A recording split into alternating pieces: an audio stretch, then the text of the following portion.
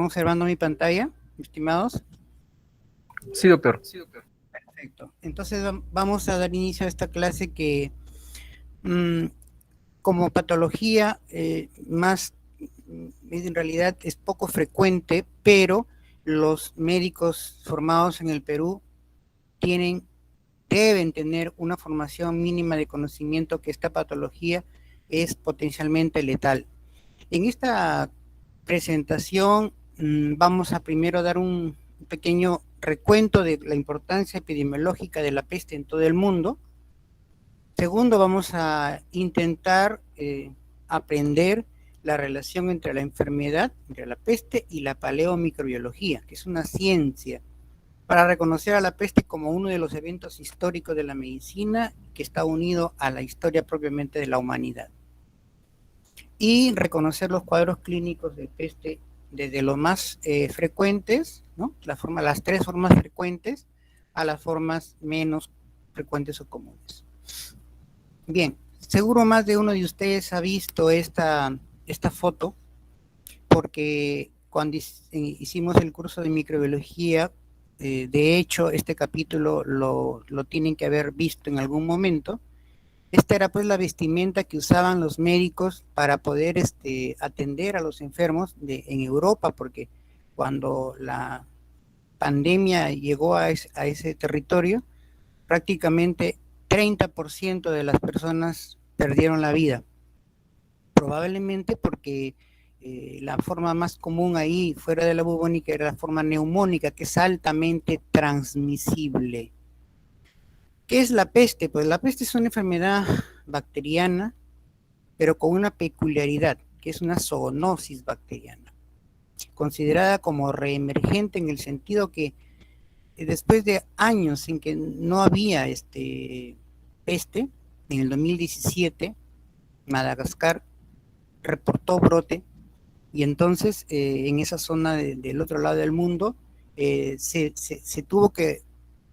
nos vimos obligados a, digamos, repasar estos conceptos para estar atentos. En realidad, la peste se ha paseado por todo el mundo, porque por todo el mundo hay viajes marítimos, y en los viajes marítimos hay roedores, y en roedores está la Yersinia. Entonces, pero ¿en qué continentes hay más casos? Sin duda en el África. Hay todo ahí un contexto, porque es el África subsahariana, que como ya ustedes lo han escuchado previamente, es la zona tal vez con más pobreza y menos acceso a servicios de salud.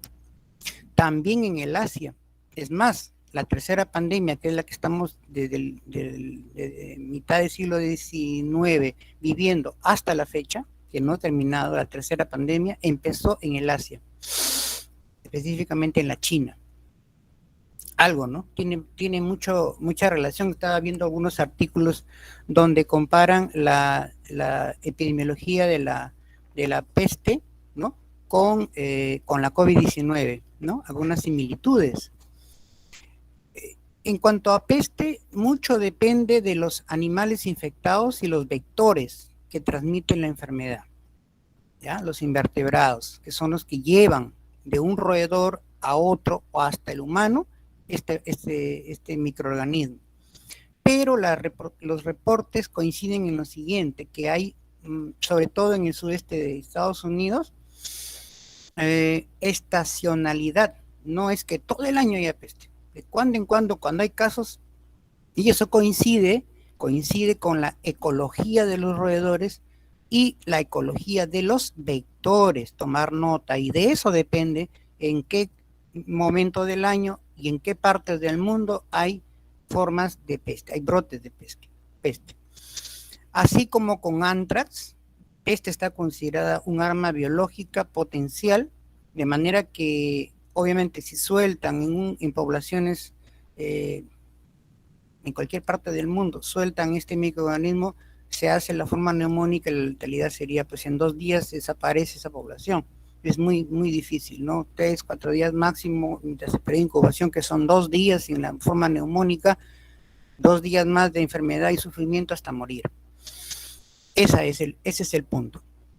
Entonces entenderán que en eso que ustedes cuando con los operadores booleanos buscan bioterrorismo, ¿no? Lógicamente, traducido al inglés para poder hacer las búsquedas en PubMed, en Scopus, les va a salir peste como una de las entidades asociadas a bioterrorismo.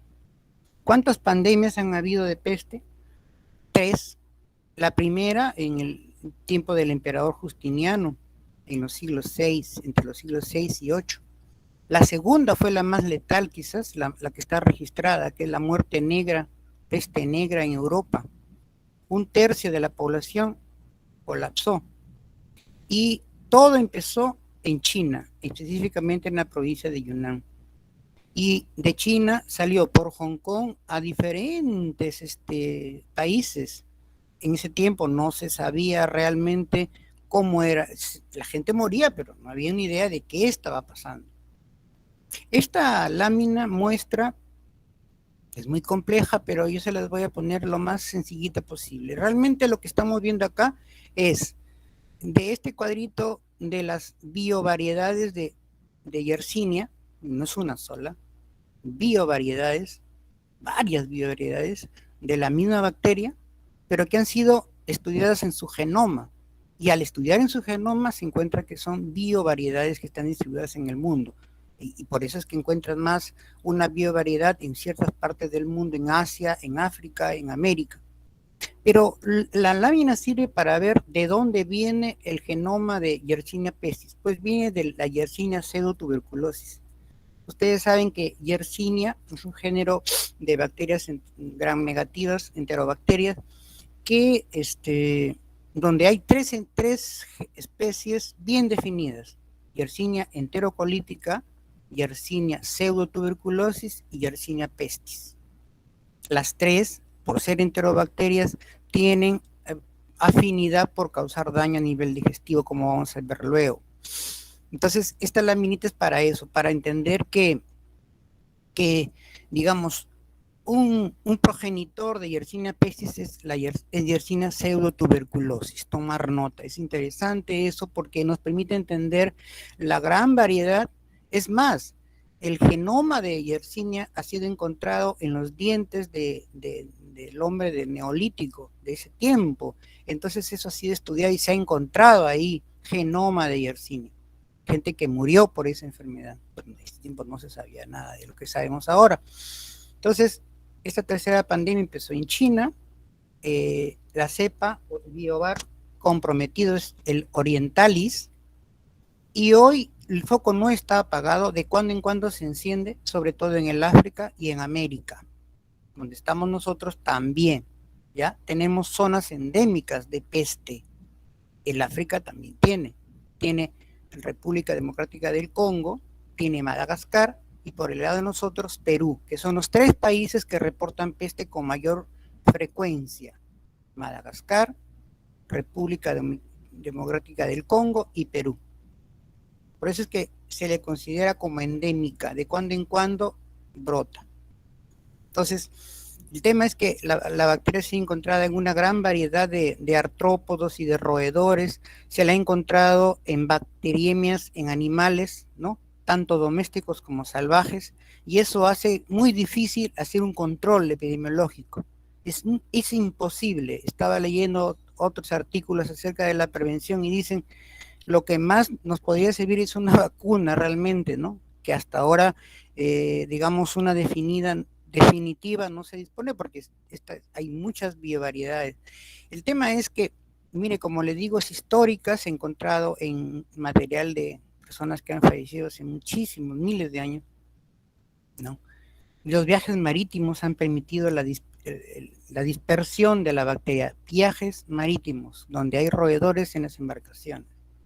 Entonces, cuando se ha rastreado la parte genómica, se ha visto que Yersinia pestis, si bien es cierto, la gran mayoría de casos se deben a la picadura de Xenopsylla chaopis, ¿verdad? Xenopsylla chaopis, se han encontrado que piojos del cuerpo, ¿ya? Pedículos humanos, tienen genoma de Yersinia pestis, además de otros alimentos. Ahí se ha encontrado el genoma, como granos, ahí se ha encontrado. ¿Qué es lo que ha pasado en los miles de años de evolución? Esto ya está estudiado, esto no es inventado, no es teoría, esto está demostrado. Fíjense, que para que Yersinia pestis se pudiera acomodar en las pulgas, tuvo que perder algunos genes, como estos, URE, RS y así. Y entonces esa pérdida de esos genes le permitió adaptarse a las pulgas. Eso es lo que está estudiado. Lo otro que está estudiado es que hubo una sola entrada de Yersinia pestis en Europa durante el tiempo de la peste negra. Esta es la Yersinia pestis a muchos miles de aumentos, una salchichita que es un gram negativo, calásico, ¿no? Un cocobacilo gram negativo, ese es el punto, son cocobacilo gram negativos que pertenecen a la familia de enterobacterias. Ya les dije que son 3 especies, ya está acá, y que Yersinia pestis, nuevamente lo repito, por algo será, deriva de Yersinia pseudotuberculosis. Ahora bien, esas 3 ocasionan zoonosis. Entonces, invaden animales y a través de vectores, qué sé yo, llegan hasta los humanos, de forma incidental o accidental. Entonces, en estas 3 especies se ha mantenido un elemento en común, la proteína de membrana externa. Proteína de membrana externa. La estructura es la misma en las 3 especies. Ahora bien, dentro de la especie Yersinia pestis hay biovariedades y miren cómo dependiendo de la geografía varía. La biovariedad antigua, la medievalis, orientalis, intermedio y pestoides. Esas son las que tenemos hasta ahora. Y esta orientalis es la que sigue circulando desde la segunda mitad del siglo XVIII a partir de Yunnan. ¿Ya? No se olviden, ahí está. De ahí depende. Esa es la que está estudiado. Ahora, también hay subespecies como estas de aquí. No necesitan aprendérselas, obviamente, simplemente tener el concepto de que sí, que hay, digamos, biovariedades y hay subespecies. Es tan complejo todo este tema que no es posible. El estado del arte, que es el conocimiento último que tenemos sobre Yersinia, nos dice lo siguiente: aún tenemos lagunas en el conocimiento acerca de Yersinia pestis. No sabemos todo. Esto invita a que jóvenes como ustedes, que están ávidos de hacer investigación, puedan considerarlo, ¿ya? Pueden considerarlo dentro de sus posibilidades para estudio. Cuando ya levantemos esto de la virtualidad y podamos hacer trabajos directamente en el laboratorio o en el campo. Históricamente Yersinia fue descubierta por Alexander Yersin, que le puso digamos, Pasteurella pestis, pero en honor a su descubridor se cambió a Yersinia pestis. El elemento común, ya les dije, de las 3, aparte de esa proteína de membrana externa, tienen un sistema de secreción de tipo 3. Esto, por favor, tómenlo en cuenta. Tómenlo en cuenta. Sistema de secreción de tipo 3. Aquí está en inglés, ¿ya? Que es el nombre largo del plásmido PCD1. Pero ¿qué relevancia tiene este plásmido? Pues la virulencia que le da Yersinia pestis. Ustedes no se imaginan la catástrofe que hay en un ser humano cuando no recibe tratamiento a tiempo y cuando ya cruzó la línea y es simplemente cuestión de tiempo que el paciente fallezca. No sin antes haber contagiado a otras personas. Y en ese sentido, esta vida que estamos llevando ahora, donde todos portamos mascarillas, de cierta manera, miren cuántas enfermedades transmisibles a través de gotitas se pueden evitar. Ojalá esa conducta la mantengamos, ¿sí? Esto será interesante. Este sistema está asociado a una proteína formadora de poros de membrana. Ustedes saben que hay proteínas porinas, ¿no? Esos túbulos, conductos por donde atraviesan los antibióticos, de manera que hay bacterias que, no es el caso de Yersinia, pero hay enterobacterias, por ejemplo, que cambian la estructura de sus porinas y entonces ese conducto por donde debería pasar un antibiótico no pasa. y se queda fuera el antibiótico y la bacteria simplemente no es destruida. Entonces, de todas esas proteínas de membrana externa, está JOPS, grábenselo, está JOPS, que es proteína de membrana externa de Yersinia, está en inglés, ¿ok? Acá está en inglés, proteína de membrana externa de Yersinia. Simplemente estos JOPS funcionan, trabajan, digamos, hacen daño a través del sistema de secreción de tipo 3 que ya lo hemos mencionado. Estos JOPS son catastróficos porque hacen que la bacteria, hacen que Yersinia se ría de la fagocitosis, no funciona la fagocitosis, se sigue multiplicando sobre todo en los ganglios linfáticos por los cuales hay un excelente tropismo. Esos JOPS producen gran cantidad de citocinas proinflamatorias, por eso es que tú vas a ver un paciente con peste con un gran proceso séptico, pero violento, rapidísimo, es horas, máximo un día, ¿no? El paciente se deteriora así, en cascada, rapidísimo, y tú no puedes estar haciendo filosofía de qué será, de qué por aquí, mientras tú estás haciendo esa filosofía, el paciente se te va deteriorando, está chocado, está con falla multiorgánica y al final fallece. Esto es un poquito complejo, pero en realidad solo sirve para entender la complejidad. Una partecita de la complejidad de Yersinia pestis, que son estos plásmidos, que lo hacen muy virulento, ¿ya? Que están en su mismo material genómico y que ha sido estudiado ya por la ingeniería y que sigue siendo estudiado, porque probablemente lo que les estoy diciendo ahora como paradigma puede cambiar luego, porque pueden salir nuevos vectores, pueden salir nuevos reservorios. Cambia el paradigma. Entonces, hay que estar abiertos a ese cambio de paradigma. En realidad, peste trabaja a través de adhesión a las células huésped, son sus lipoproteínas de Brown y otras que están señaladas aquí. La lista de JOPS efectores son estos, varios, ¿no? Pero todos trabajan, se administran a través del sistema de secreción de tipo 3. Por eso, grábense bien eso. Virulencia es igual a sistema de secreción de tipo 3. Está anclada a otros. ¿A qué otros? A los JOPS. Las JOPS, ¿no? Proteína de membrana externa de Yersinia. Ya les dije, lo que hacen es inhibir la fagocitosis, la apoptosis, bloquean la liberación de citocina, por lo tanto,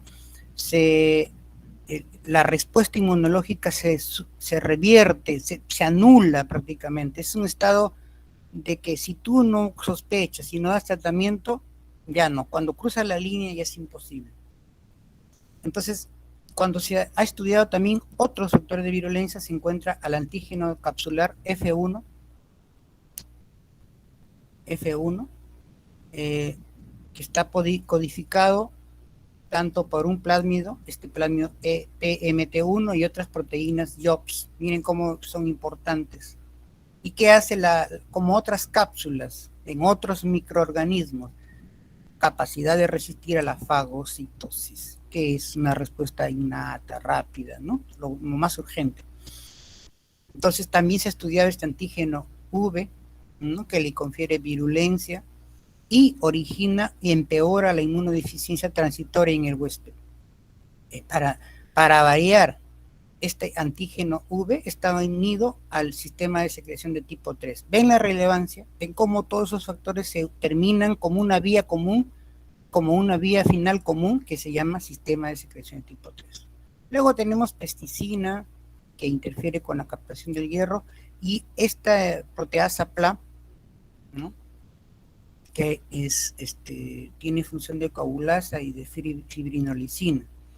De gran relevancia porque esa coagulación intravascular diseminada es parte del daño que puede ocasionar Yersinia cuando a tiempo no actuamos. Esta es una figura compleja donde todo lo que estamos diciendo acerca de los JOPS, ¿no? Y todos esos genes están ahí involucrados. Acuérdense del sistema de secreción de tipo 3. ¿Cuál es la epidemiología? Pues la peste se puede manifestar como peste urbana y peste salvaje. La clave es que hayan existen personas susceptibles y en general en todo el mundo no se ha podido demostrar que exista un factor genético que lo convierta en no susceptible a Yersinia. Todos, la susceptibilidad es universal. Y ese es un concepto que nos viene de epidemiología, de salud pública. ¿Qué tienen que haber? Hombres susceptibles, pulgas y roedores infestados. ¿Cuáles son esos roedores más comunes? Ratus ratus, que es la rata negra doméstica, y Ratus norvegicus, que es la rata de alcantarilla marrón. Son los más comunes. ¿Y cuáles son el vector más involucrado? Xenopsylla chopis. Sin embargo, hay 80 especies y quizás más invertebrados de pulgas que pueden albergar la bacteria. Ahora bien, ya les dije, no solo Xenopsylla chopis, también han involucrado a la pulga que tiene afinidad por humanos, que es Pulex irritans, ¿no es cierto? Esa es la pulga que tiene afinidad por humanos. Seguramente recordando Dermato, cuando les hablaban de pulicosis, que es la reacción por Pulex irritans, ¿no? Paciente con un cuadro hematológico muy severo, pues esa es la pulga que puede tener capacidad de ingresar a humanos. Lo normal es que esta pulga, digamos, lleve y trae la Yersinia de un roedor o de muchos roedores en ciclos llamados ciclos enzoóticos. Eso es lo que pasa con peste. O sea, mientras peste circule en animales, no problema para nosotros. Pero cuando el roedor se pone en contacto con de un roedor salvaje a roedores, digamos, o animales domésticos, y esas pulgas pican a esos animales en bacteriemia, entonces ahí es cuando comienza la susceptibilidad en humanos, ¿verdad?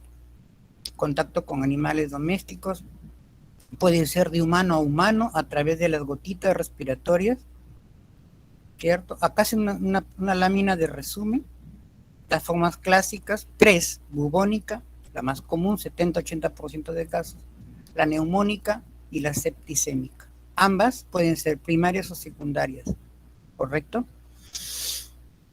Más raro, pues la forma cutánea, la gastrointestinal, faringitis por Yersinia pestis y la meningitis, que son cuadros raros. Luego vamos a hablar de tratamiento, pero ya nos adelantamos bastante aquí, donde los aminoglicosidos, particularmente la streptomicina, es de elección. Si no la hay, pues puede ser Kenta, o pueden ser, dependiendo de la tolerancia del paciente, una tetraciclina como del grupo de la tetraciclina, o una quinolona, también funciona.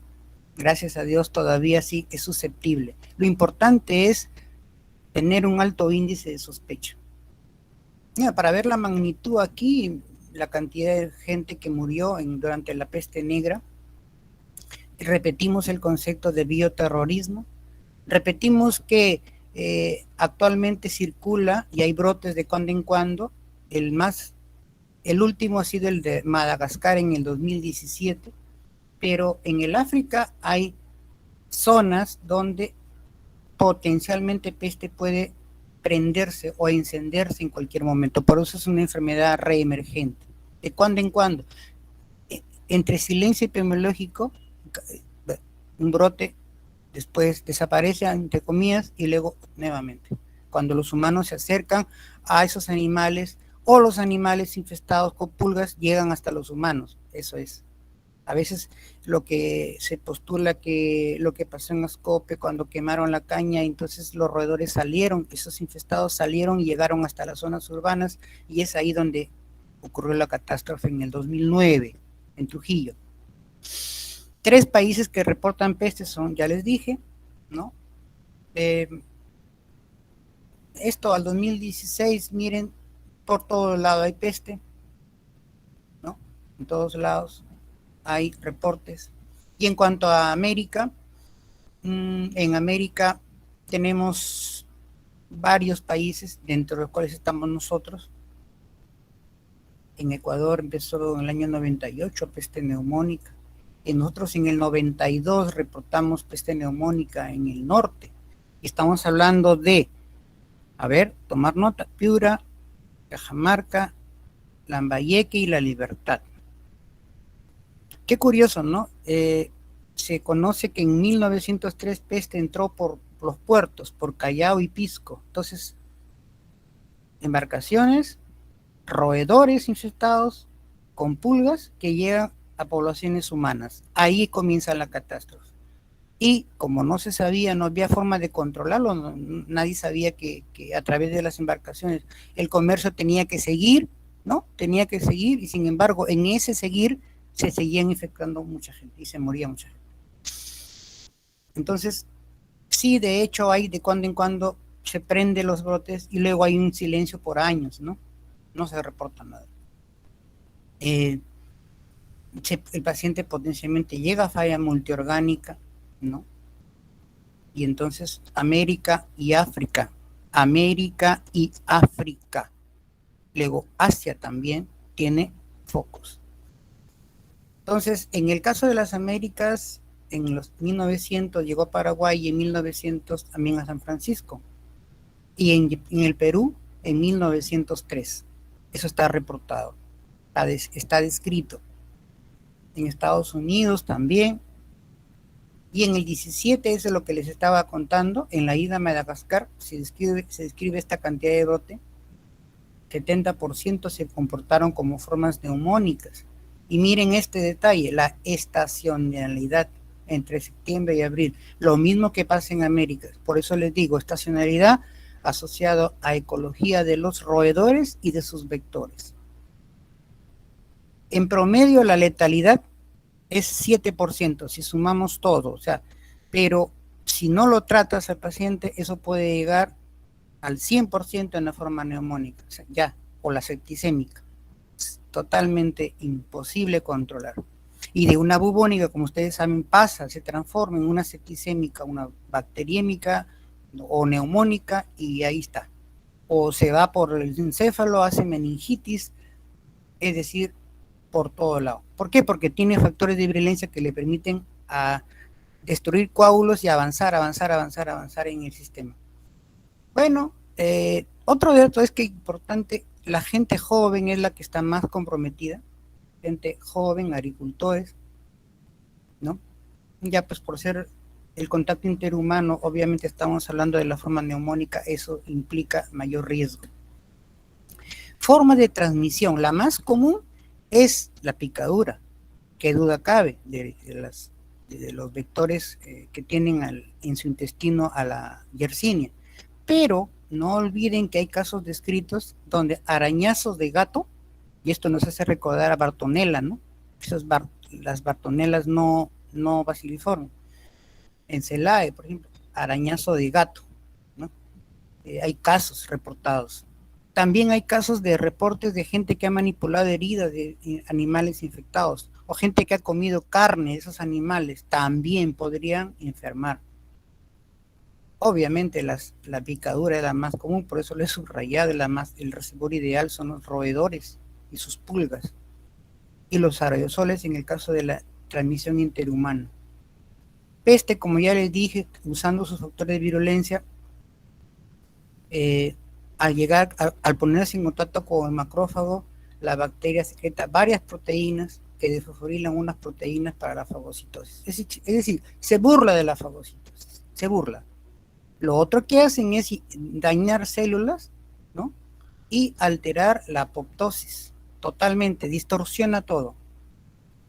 Y lo peor es que tienen factores que hacen que disminuya la secreción de citocina, lo cual hace que disminuya la respuesta inmune, lo cual hace que la mortalidad sea muy alta.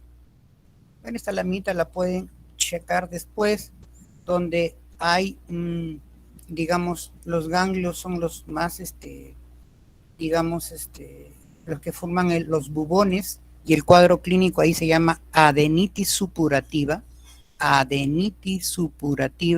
Si no fuera porque este cuadro es muy rápido, en 2-3 días el paciente llega y dice, este bubón esta bola lo tengo hace 3 días, una bola inguinal, un bulto ahí, que cuando uno lo toca está caliente, está suave al tacto. Si esa persona viene de una zona donde han reportado peste, no hay que pestañear, ahí hay que tratarlo rapidísimo. Ya, esto es, bueno, seguimos con los factores de virulencia, esos plásmidos. También la fracción, la F1, como cápsula, inhibe la fagocitosis, ¿no? Luego tienes el gen que codifica el activador plasminógeno, el gen PLA, que simplemente destruye al complemento C3b, C5, por lo tanto, todo ese proceso de opsonización y migración fagocítica se anula y la bacteria se sigue dispersando. Por eso es que el gen PLA, tomen nota, ayuda a la migración tisular porque rompe los coágulos de fibrina, el gen PLA, codifica eso. Acuérdense de plasminógeno, gen PLA. Síndrome de peste bubónica es el más común, 70-80%, evolución muy rápida. La mayor parte de bubones están en región inguinal. Segundo posibilidad es axilar. Tercera posibilidad podría ser cervical. A veces los ganglios pueden ser, no es uno solo, pueden ser varios, digamos un grupo de ganglios comprometidos. Luego tienes el síndrome de peste neumónica, que es letal sin tratamiento. Obviamente también esta bubónica se puede transformar en neumónica con transmisión interhumana muy rápida.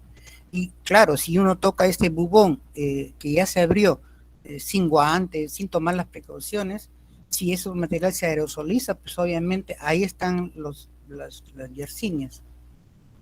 Aquí está, tienen los bubones, puede ser cervical, puede ser axilar, solo para que graben bien esta posibilidad, ¿no? Primera posibilidad. Entonces, naturalmente, la forma neumónica es transmisión a través de aerosoles. No se necesitan muchos bacilos.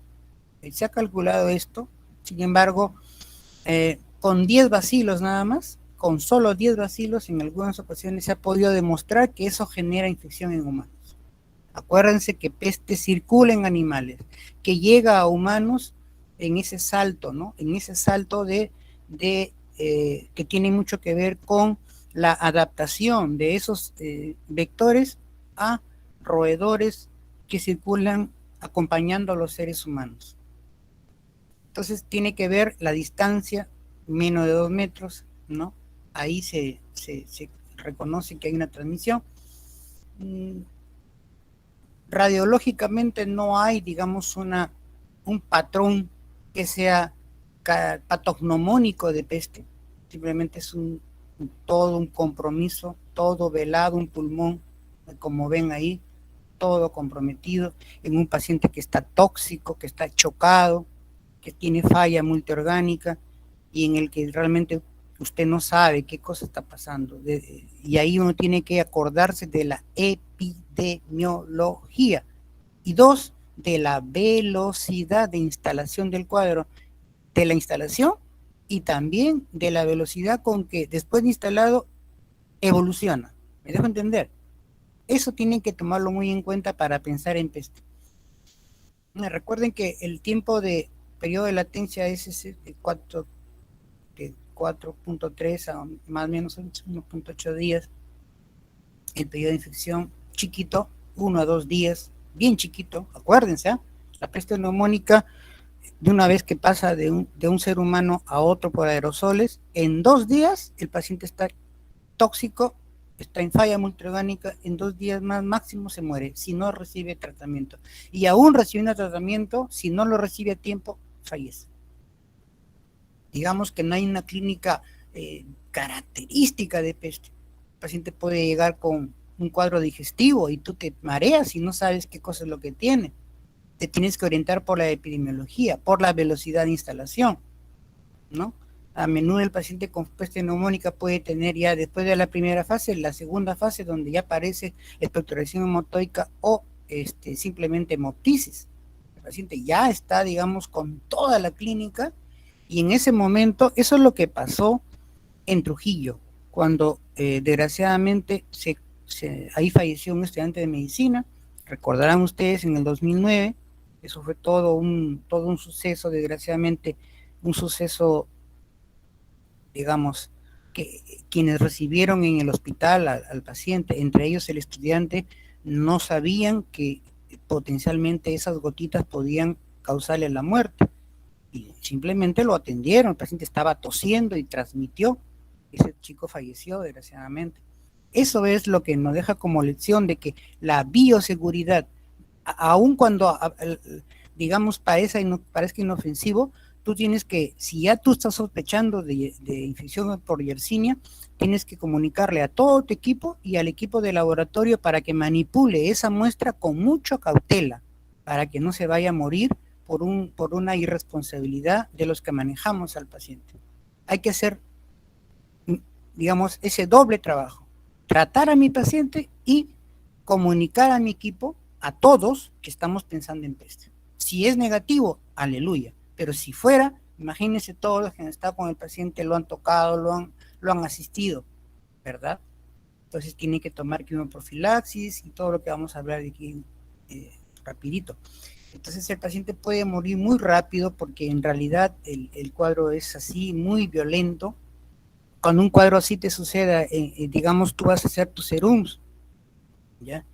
Y te toca pues en San Miguel, no sé, un lugar cercano, San Miguel, en Chota, en San Ignacio, ¿no? En esos sitios que pertenecen a Cajamarca, hay focos ahí de peste. Y en cuanto a Lambayeque, el caso de Morro, ahí hubo reportado peste. Entonces, hay que tener mucho cuidado con la manipulación. Si uno toma muestras y las extiende en una lámina para hacer una tinción Gram, con eso hace el diagnóstico presuntivo porque la tinción es muy característica, que tiñe de rosado la bacteria y en los polos más pigmentadito, una tinción bipolar, como un ganchito, ¿ya? Acuérdense de eso. Eso en minutos, lo que demora en hacer una tinción Gram, colocar la lámina, poner inmersión, ya está el diagnóstico presuntivo, ¿correcto? Y eso te obliga a tomar medidas de seguridad para tu equipo, para ti y para tu equipo. Entonces, de hecho, como cualquier otra infección por gram negativos, va a llevar a síndrome de distrés respiratorio muy rápido, muy violento, te obliga a tomar decisiones en el camino. Esta es una foto que muestra a un hombre en Oregon, Estados Unidos, donde es una gangrena por sepsis, se tuvo que amputar la extremidad. ¿Qué pasó aquí? Que el hombre reportó haber sido mordido por un gato que él no sabía que estaba infectado. Eso llevó a la sepsis, le tuvieron que amputar la extremidad y eso fue. Miren, este es un dato interesante que hay que tener.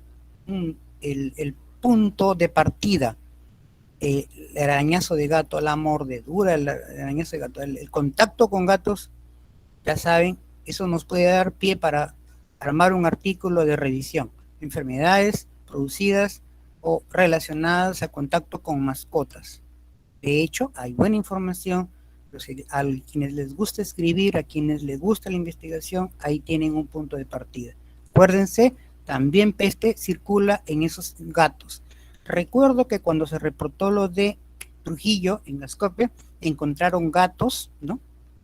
Al hacerles la necropsia, encontraron ahí Yersinia pestis en los gatos. Entonces, es muy importante, esos gatos estaban cerca de esa gente que se infectó.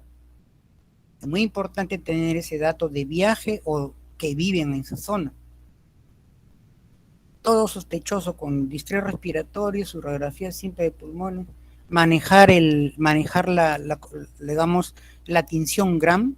Ustedes, en el ciclo que están, ya pasaron por microbiología. Les recomiendo que le den un repaso de cómo se hace una tinción Gram, ¿verdad? Pero hay que tener mucho cuidado con la manipulación de esos materiales. También se tiñe con tinción Rai, con Jens, también. Gram es importante.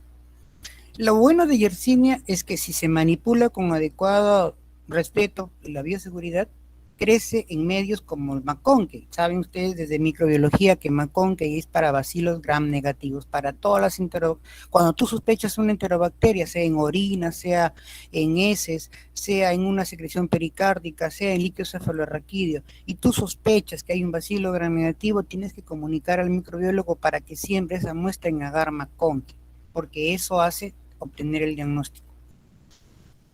Miren la tinción.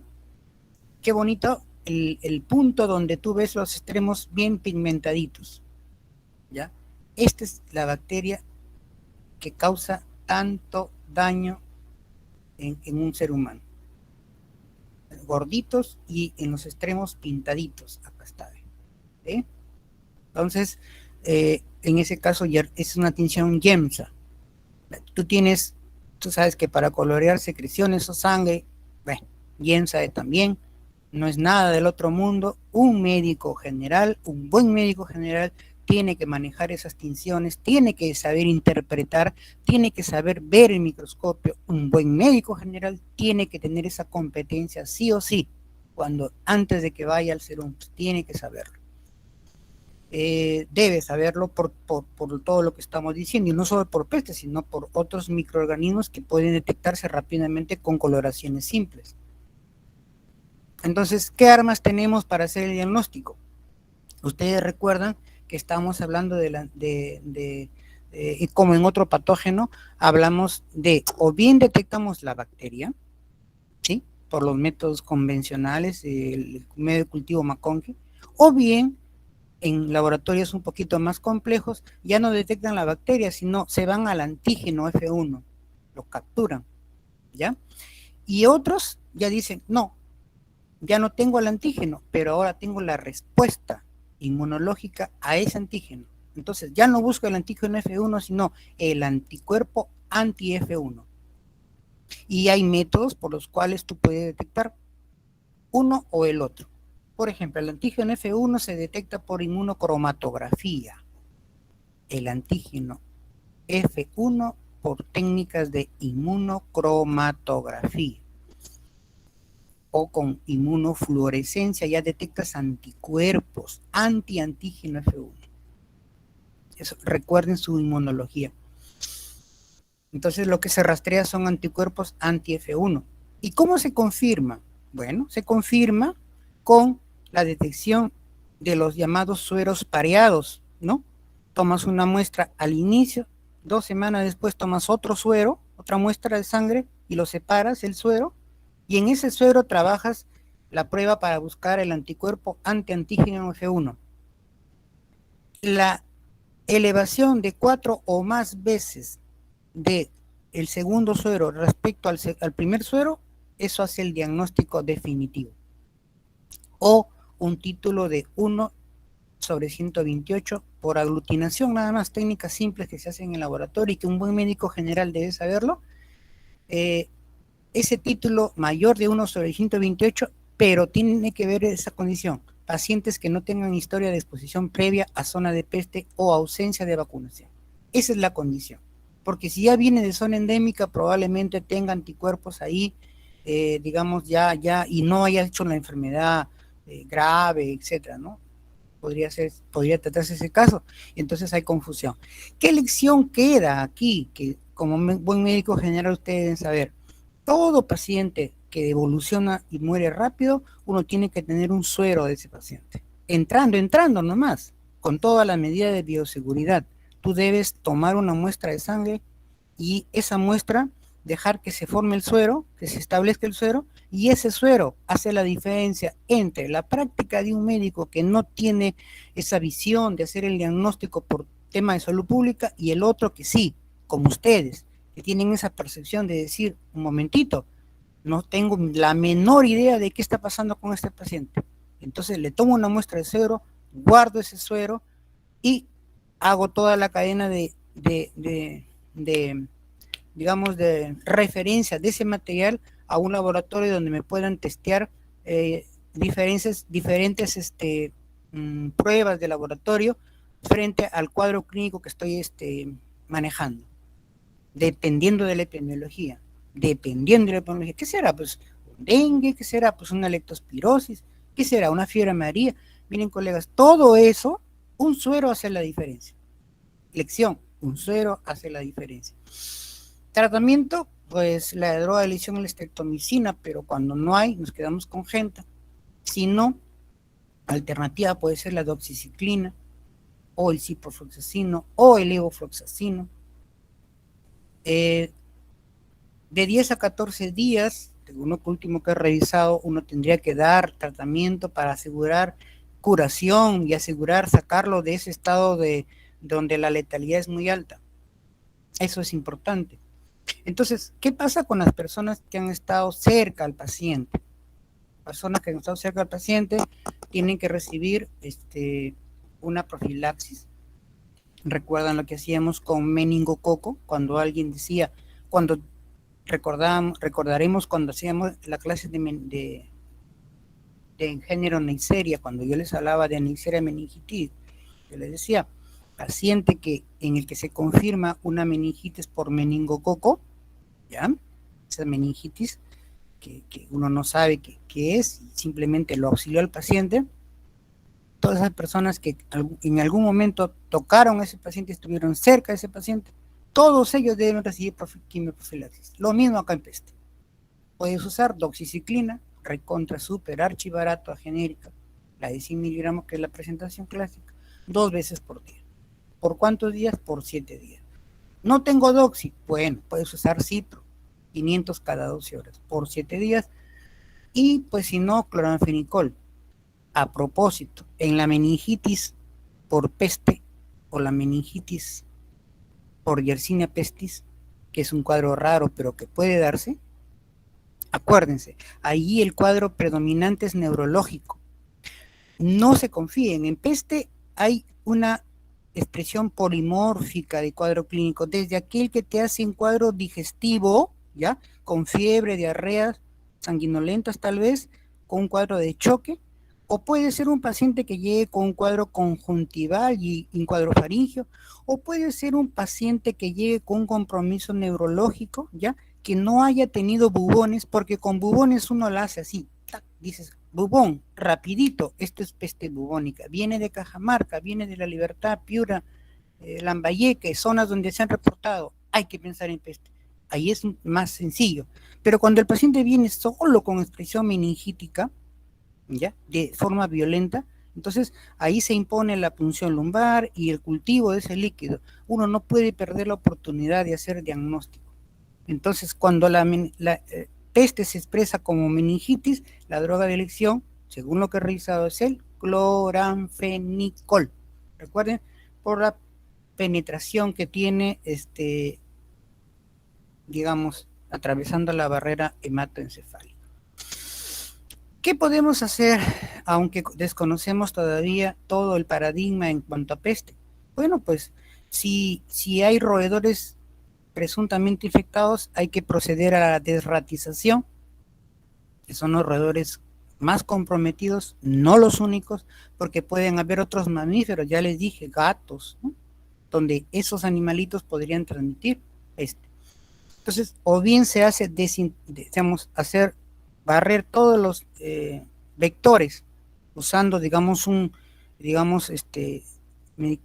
fórmulas que no dañen al ser humano, de larga duración, etcétera, ¿no? Eso ya lo maneja salud pública, pero lo importante es o hacer desratización o hacer barrido de todo el reservorio salvaje, empezar a investigar. Ahí es donde entra la epidemiología de campo. Ellos son los que van adelante, investigando. Ellos, por ejemplo, ya tienen todo su material de bioseguridad, su equipo de protección personal, y ellos saben el concepto de enzootia, cuando la peste, la Yersinia, solo circula en animales, y epizootia, cuando el brote ya se da en humanos, cuando hay casos de humanos. Entonces, ahí es epizootia. Lo otro es enzootia. Entonces, ellos como epidemiólogos de campo están entrenados y saben en qué zonas ya ha habido o podría haber por la historia del paciente, dónde estuvo en una casa donde habían ratas, de repente, podría ser, durmió en el suelo, podría ser, y entonces uno tiene que pensar en Yersinia pestis. Entonces ahí es el punto, ¿qué hacer? Esa gente tiene equipos de protección de alta gama para poder anular la posibilidad de quedar infectado con materiales que se pueden aerosolizar. Hay que tener mucho cuidado, no tocar esos materiales de animales muertos, porque esas heridas o esos tejidos están llenos de Yersinia pestis. correcto. Entonces, siempre el concepto de zoonosis. Esta figurita que se ha hecho muy escasa ahora a propósito de la COVID-19 y que nos obliga a usar mascarillas que tal vez no nos protegen completamente, más que mascarilla, es un respirador, ¿no? N95 clásico, que es el que nos protege, digamos, de patógenos que circulan a través de transmisión de aerosoles. Estamos hablando de influenza, estamos hablando de, ¿no?, de esta pandemia que estamos viviendo, estamos hablando de Yersinia pestis, ¿no? Y así por el estilo. O sea, la transmisión por aerosoles potencial uno, lo obliga a uno, y en general uno debe cubrirse con un equipo de protección personal siempre. O sea, independientemente de si tienes la certeza o no de que podría ser peste, igual hay que protegerse. Esa es la norma general. Luego de tocar, de igual, el hecho de que hayas usado guantes no te inhibe, no te impide, no te salva de no lavarte bien las manos. O sea, cosas simples, no hay nada del otro mundo. Entonces, como conclusiones, la peste es una zoonosis, una enfermedad infectocontagiosa. El problema es que es altamente virulenta, ahora es baja prevalencia, como que hay un silencio epidemiológico, pero en cualquier momento se puede encender. Posiblemente pueda que se encienda justo cuando ustedes van a hacer el serum, entonces tengan bastante cuidado. Por eso es la importancia de esta y de otras clases que tienen que ver mucho con la epidemiología. Los roederos silvestres son los principales reservorios naturales en esos ciclos de enzootia, pero otros animales, incluyendo los gatos, pueden cumplir también ese rol, ¿no? Incluso hay reportes donde se han hecho necropsias de camellos que han fallecido por causas inexplicables, por cuadros sépticos. Ahí es donde entran los médicos veterinarios, hacen las necropsias, etcétera, sacan tejidos, y ahí se ha demostrado que Yersinia ocasionó la muerte de ese tipo de animales. Se contrae de manera natural por la intromisión de personas en el ciclo zoonótico, es así, o el hombre ingresa a las zonas donde está circulando la bacteria en animales, o al revés, los animales que tienen en su superficie las pulgas, pues se acercan a las poblaciones humanas. Claro, uno diría, claro, la persona que va a su chacra y se pone en contacto, si yo digo roedor, me acuerdo de leptospirosis, ¿no? Y me acuerdo de peste, ¿no? Roedores, me acuerdo de leptospira y me acuerdo de peste. Bien, entonces uno diría que es o bien cuando el humano se acerca a las zonas donde la bacteria está circulando entre animales, o los animales infestados con pulgas susceptibles y infectadas por Yersinia se acercan a poblaciones humanas, a los hábitats humanos. Finalmente, esta diapositiva que dice la triple E, la E1, la E de ecología. Acuérdense que predomina en el África, en Asia y en América. Podríamos decir una triple A. Triple A, nos salió una triple A. Asia, América y África. Más África y América en este momento. Está República Democrática del Congo, está Madagascar y está Perú. Ahí está Perú, siempre Perú metido dentro del ranking de peligrosidad. Segundo es la estacionalidad, ¿no? Hemos visto entre abril y septiembre, donde hay más casos, tanto en el África, en Madagascar se demostró la estacionalidad, así como en América. Y por último, ¿qué es lo que ocasiona infección en seres humanos? La epizootia, que ese es el término que se usa y es correcto, a partir de una enzootia. Eso es lo que quería compartir con ustedes. Y no sé si hay algún comentario, algún aporte.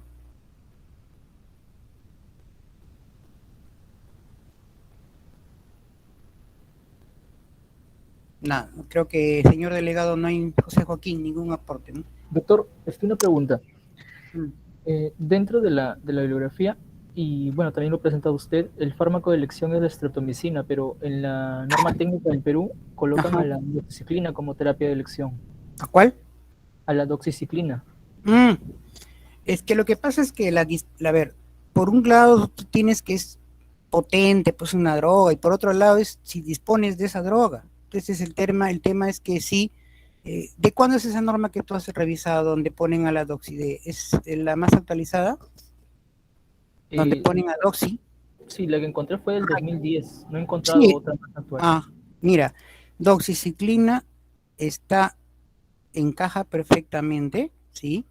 Si no, si pones, pues tendrás a un aminoglicósido, pero lo importante, lo más relevante, más allá del tratamiento, porque eso ya uno lo tiene que intuir y sobre esa intuición empezar un tratamiento, a, puedes usar otras drogas pensando en otras etiologías, pero no olvidar de cubrir la posibilidad de yersinia. Está muy bien tu aporte, ese José Joaquín.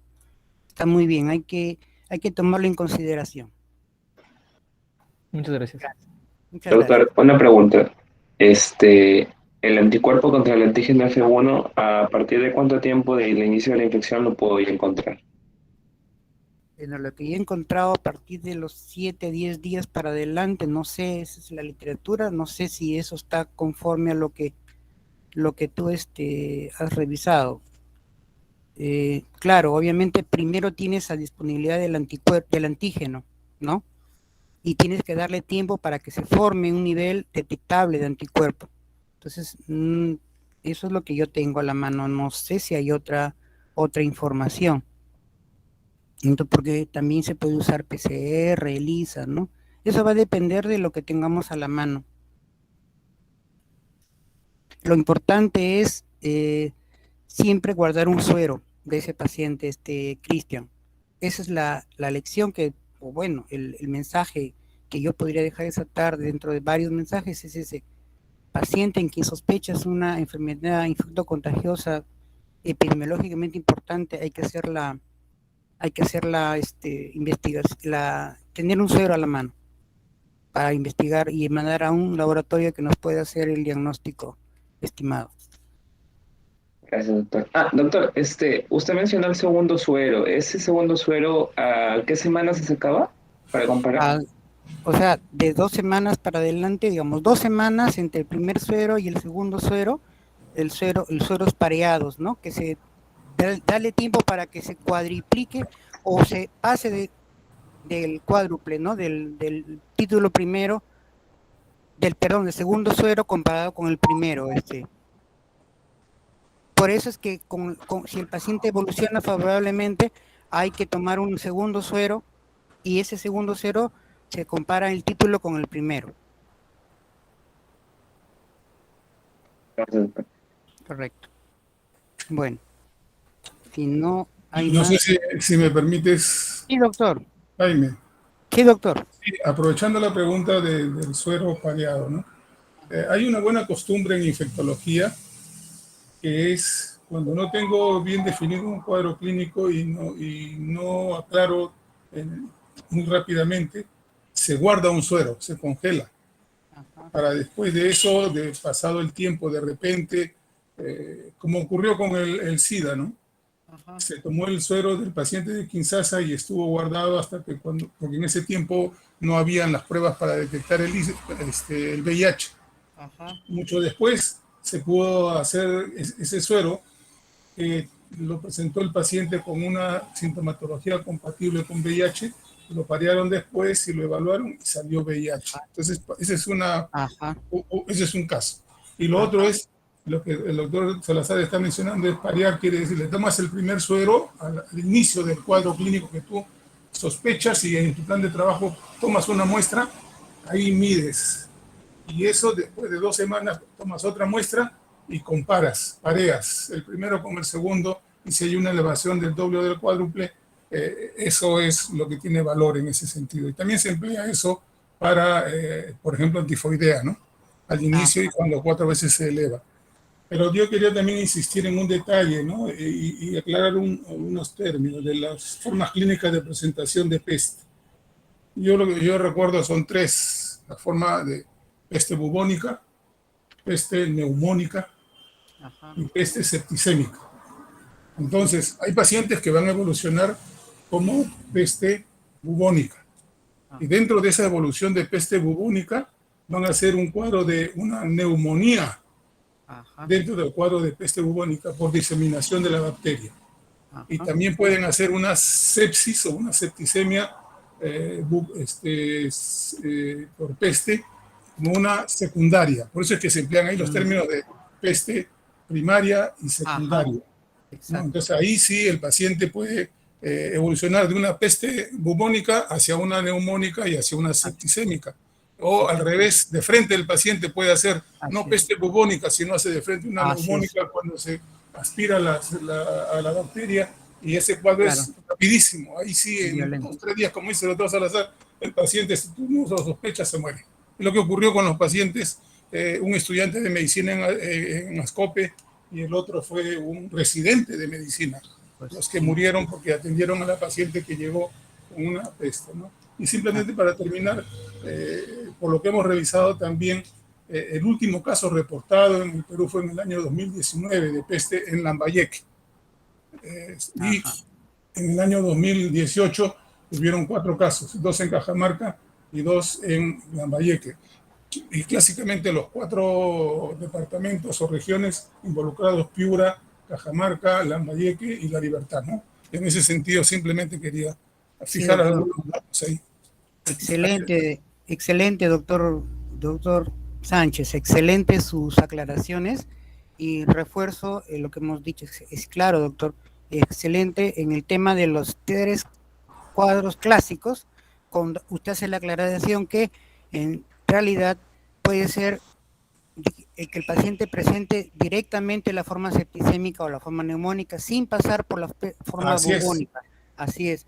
Entonces eso hay que tenerlo en cuenta, porque, digamos, por la velocidad de evolución y por la procedencia de ese paciente tenemos que actuar, no estar en la duda, porque es preferible cubrirlo, y aunque después demostremos que no ha sido esto, no ha sido peste, pero igual lo hemos cubierto, doctor. Creo que eso podría ser un criterio, ¿no? El de cubrirlo hasta después de las pruebas, ¿no? Así es. Ya, doctor. No, y tú lo dijiste antes, y ahí no tienes tiempo de estar pensando. Tú, por si acaso, sospechas inmediatamente, no, que voy a esperar resultados, no, tratamiento, y luego ya veo los resultados, ¿no? Y eso, ese concepto que acabamos de conversar va a ser importante para tu caso clínico que has presentado, ¿no?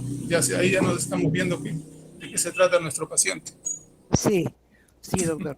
Excelente. Sí, pues. Clínica. Excelente. Bien. Muchas gracias, doctor Sánchez. Muchas gracias. Excelente. Bien, estimados. No sé si te damos por concluida la actividad, y la doctora creo que deja de grabar, ¿no? Sí. Gracias. Creo que ella lo